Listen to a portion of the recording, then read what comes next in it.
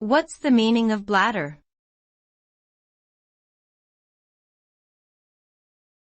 Bladder.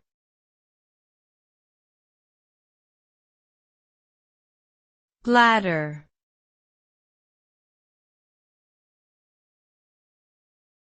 Bladder.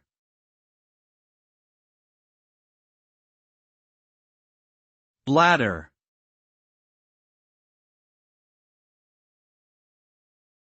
Bladder is a muscular sac located in the pelvis that stores urine before it is expelled from the body through the urethra. This organ is an important part of the urinary system and plays a crucial role in maintaining homeostasis in the body by regulating the excretion of waste products. When the bladder fills with urine, nerve signals are sent to the brain, triggering the urge to urinate. The bladder is able to expand and contract, allowing it to hold varying amounts of urine depending on the individual's hydration status. Dysfunction of the bladder can lead to a variety of urinary tract disorders.